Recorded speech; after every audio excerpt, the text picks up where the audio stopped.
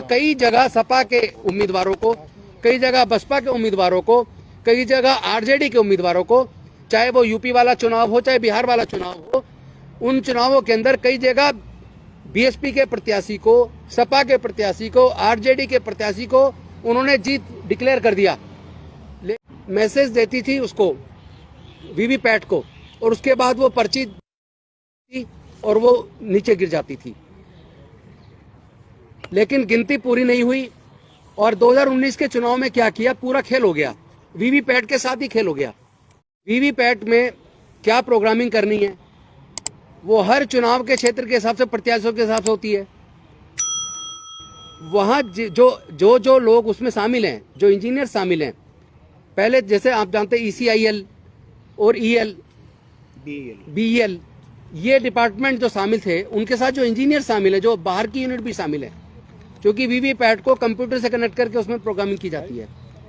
तो अगर उसमें प्रोग्रामिंग इस तरह की है कि आपने वोट दिया, उसमें दिखाया, लेकिन वहां काउंटिंग में कुछ और दिखाना है, अगर वो वीवीपैट के द्वारा सूचना उसको दी जा रही है, क्या उसमें काउंटिंग दिखानी है, कितनी वोट किसको प्रत्याशी को जा रही है, तो सारा खेल वीवीपैट का है।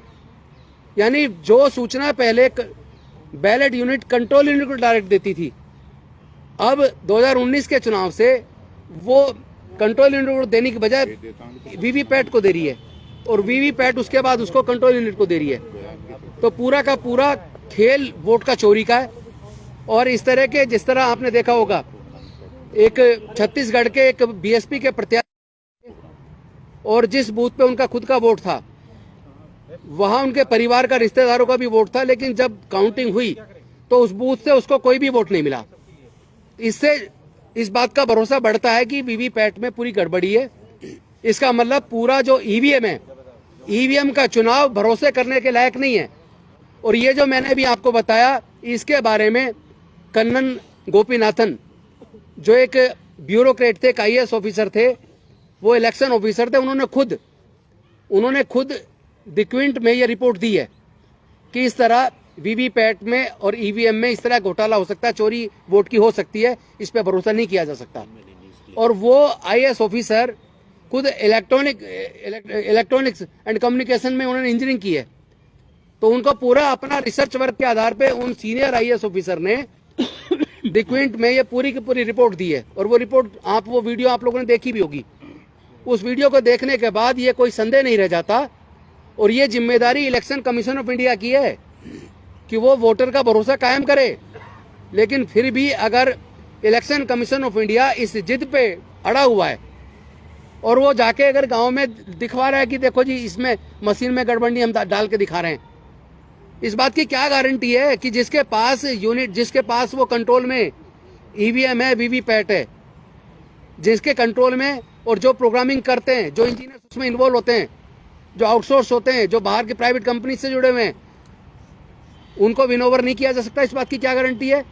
क्योंकि जब अधिकारियों तक को विनोवर कर दिया जाता है या डरा दिया जाता है, जो इलेक्शन ऑफिसर होते हैं या जो रिटर्निंग ऑफिसर होते हैं, जहां काउंटिंग होती है, वहां आपने देखा होगा कई जगह सपा के उम्मीदवारों को, कई जगह बसपा के उम्मीदवारों को, कई जगह आरजेडी के उम्मीदवारों को, चाहे वो यूपी वाला चुनाव हो चाहे बिहार वाला चुनाव हो, उन चुनावों के अंदर कई जगह बीएसपी के प्रत्याशी को, सपा के प्रत्याशी को, आरजेडी के प्रत्याशी को उन्होंने जीत डिक्लेयर कर दिया, लेकिन जीत का सर्टिफिकेट नहीं दिया।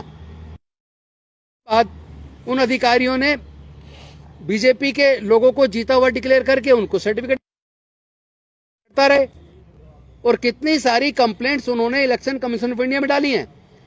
अगर सपोज करो जिसको धोखे से हरा दिया, उसने इलेक्शन कमीशन ऑफ इंडिया में दोबारा गिनती की बात की, और इलेक्शन कमीशन ऑफ इंडिया उसको रिजेक्ट कर देता है, तो उसके बाद वो कोर्ट जाए, कोर्ट में लड़ता रहे, तारीख पे तारीख, 5 साल निकल गई, वो लोग फिर कोर्ट में भी नहीं लड़ पाते।